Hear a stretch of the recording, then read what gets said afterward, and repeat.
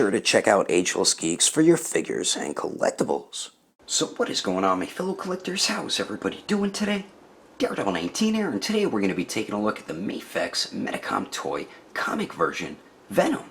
So let's get into it right away and take a quick look at the box. We are Venom. So we do get the basic type of box when it comes to Medicom toys. So we do get the one right there in the front of the box on the left side here that does resemble the front of a comic book, which is pretty cool. At the bottom we do get an image of the figure, so it's the Amazing Spider-Man, Venom comic version, action figure, Mafex, and Medicom toy. That was a lot to say there. Then here's the bottom of the box with barcode and blah blah blah. So nobody cares about. You might want to save this here just in case your figure breaks on you, and hopefully I don't jinx myself. Then here's the top of the box, looking pretty cool. The one side does have another cool image of the figure there. Then the other side of the box does have another dope image of the figure with some comic book type images as well. Then the back here does show the figure in a bunch of pretty cool poses you can get him into along with most of the accessories. But anyway, that is the packaging. Let's get this figure, but take a close look at the coolest character from the Spider-Man universe, which also happens to be my favorite character from the Spider-Man universe as well. Alrighty, taking a closer detailed look, and I think Mafex did a superb job with this classic Venom here. They really did a great job with it. I'm so happy they made this figure because it's outstanding, man. I love this figure. The only thing that some people aren't too happy with, and I understand this, they could have made him a little bit bigger. I think the bulkiness is fine. They could have made him a little bit taller, but really doesn't bother me as much as it's bothering some other people. But the head sculpt here I think looks great. This is my favorite out of the two right there. I like how the crack from his mouth goes all the way up to like past where his ears are. That is definitely accurate, and I like how the eyes are too. We get some pretty clean paintwork on it. I like a couple dots of white paint here and there on the top of the head, but really not that big of a deal. And then one on the chin, I actually just wiped it off, so never mind then. But the teeth look great. It looks like they put a little bit of like blue shading in there on the teeth, which look pretty cool.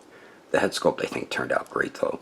And then throughout the figure we get like this this blue shading all throughout it, and it looks really nice. I dig the way it looks. It looks like it's more heavier on the arms and the legs and not as much on the torso, as you can see there.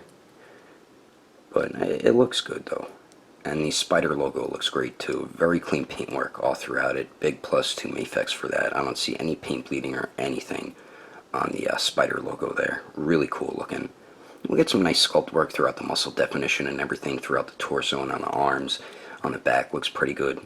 And you can see we do get more of that heavier blue shading throughout the arms, running down the shoulder and the biceps and everything. And the elbow joints blend in pretty good on the figure as well.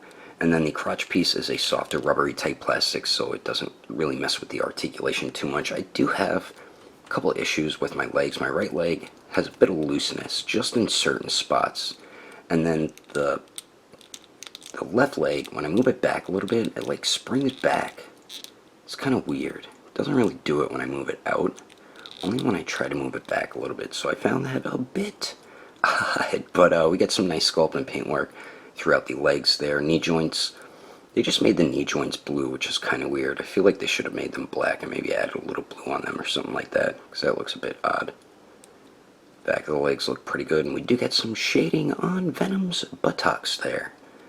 And then the lower legs look pretty good, and the feet look good also. So bottom of the feet, nothing going on there. But I think Mafex did a really nice job with the figure. Besides those minor issues I have with the hip joints and the knee joints just being blue instead of blending in a little bit better with the legs there, that's really the only issues that I find with the figure. But the detail I think turned out dope as hell. But anyway, let's continue on. Moving on to the accessories, Venom is included with a decent amount of stuff. So first and foremost, like usual with Mafex figures, we do get the Mafex stand with the base, the arm, and the clamp there, which is definitely always cool to get a stand with a figure. So we do get that, and we do get 3 interchangeable heads, and the unmasked one also has the neck connected to it. And starting on the left, we do get my favorite alternate face, which is the teeth smiling type face, and it does have a very sadistic Venom type look to it, which I really love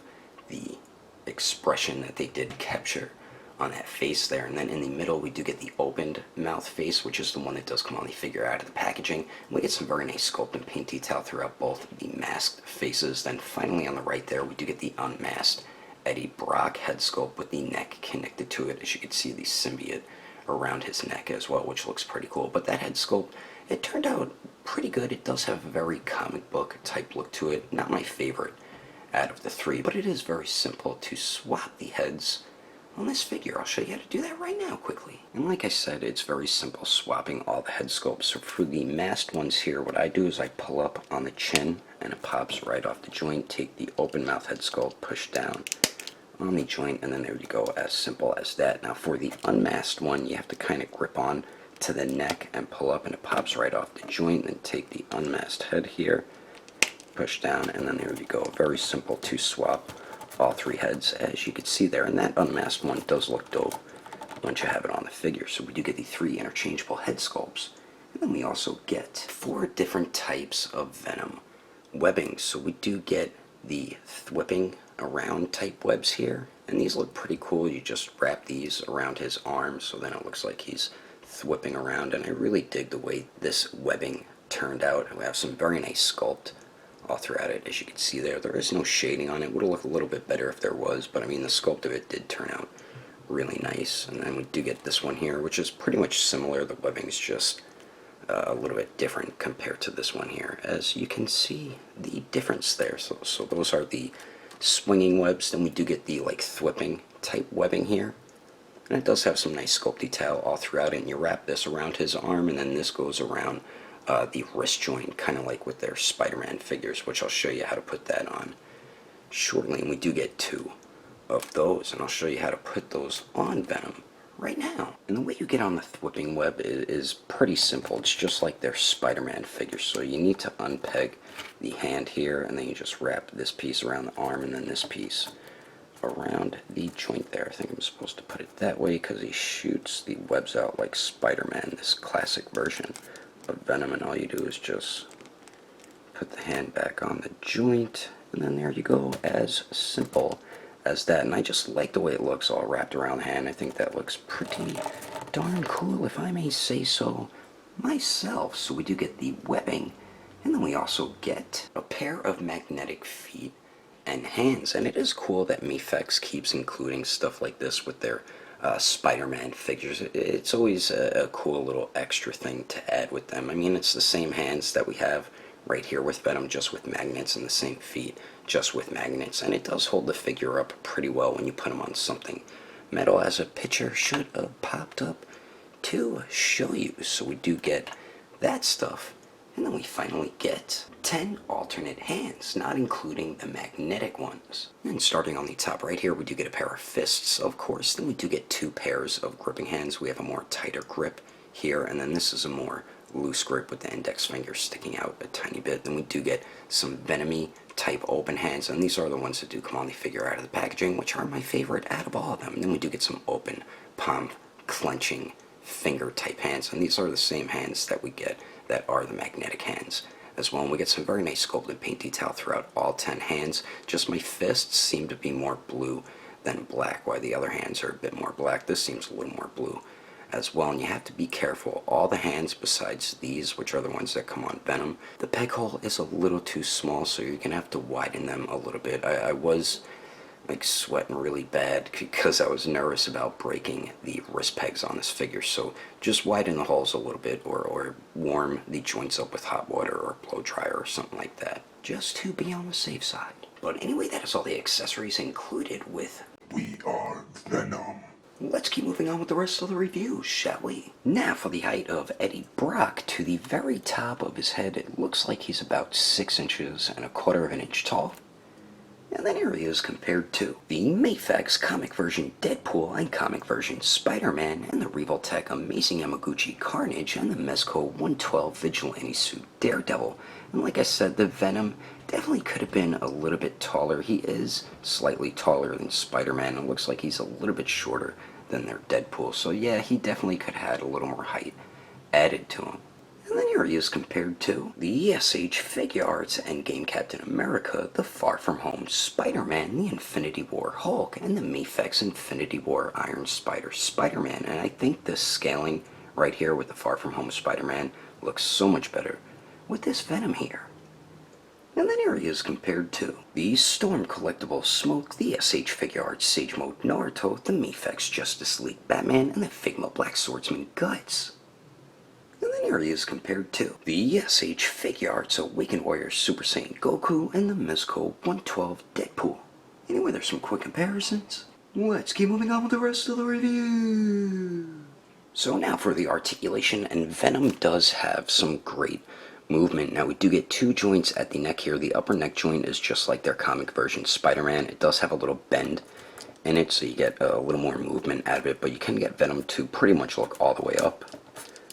Let's see how I moved it around so the bent piece is facing forward. You can get him to look down pretty good with that joint there. And then you do get a really nice pivot at the upper neck, and then of course it does swivel. The lower neck here goes back really better than going forward, but with both joints you can pretty much get Venom to look all the way down, and both joints you can get him to almost look all the way up there. Now we do get a point of articulation at the torso and one at the waist, and you can get Venom to go back about that much. You do see a little bit of a gap there, but you can hide it by pushing the figure forward, because I believe these are barbell type joints. And then he does go forward, not too much with the torso, so you just get a little bit of forward and back movement there, and then you do get really good pivot, actually very nice pivot at the torso, and then it does swivel a little as well. Then the waist here goes forward and back really well, so with both joints he does crunch forward awesomely. Is that even a real word? I don't know. And both joints he goes back alright. And then you do get great pivot at the waist. Geez, nice movement there. And then you do get the swivel as well. And then the shoulders here, you do get a great circular motion out of the arms. So definitely nice movement with that. And then the arms do go out to the sides a lot more than 90 degrees, which is definitely awesome. They do go up and down. We do have the true bicep swivel, double jointed elbows that do bend in all the way. Then we do have a ball hinge on the wrist, so it does swivel and hinges back and forth. Now the legs here, they do drop down, so Venom can kick forward a little higher, but I do have that bit of looseness on my right leg, which I'm not too happy about, but he does kick forward a little more than 90 degrees. Wow, that's pretty damn loose. Goes to the back about 45 degrees, and let's see if he can Jean-Claude Van Damme it. And Venom, let's see, I don't think he can. Nah, Venom cannot Jean-Claude Van Damme it. A little more than 45 degrees, which isn't bad. Then we do get the hip swivel up there, which is really good actually. Then we do have double jointed knees that do bend back all the way. Wow, that joint is really loose. Then the ankles, they do swivel. They hinge, they hinge up a tiny bit, hinge down a little bit better, and then we do get a great ankle pivot, and then of course a toe hinge. So overall, I think they worked in the articulation pretty damn good. Some points could have been a little bit better, and I'm not happy with that super loose right hip joint, but overall, you're going to be able to get them in some pretty badass, classic Venom-y like poses, and I'm about to show you some of them right about now. But anyway, that is my review of the Mafex comic version Venom. Hope you enjoyed it. If I had to rate this figure with detail, I'd give it an even 9. Articulation, I'd give it an 8.5. And then accessories, I'd also give it an even 9. If you would like to know the price and where to buy this figure, I did have mine imported from Japan from Ami, but my buddy from Agelessgeeks did just get this in stock, so you can check over at their website at agelessgeeks.com. If you can't find it on there, I do recommend going through their Instagram or Facebook page. I will put more information in the description below. And if you would like to support the channel, don't forget to subscribe and click on that notification bell. And if you liked it, feel free to give it a thumbs up. If you didn't like it, oh well, I guess you didn't like it. But thanks for watching. I will see you later.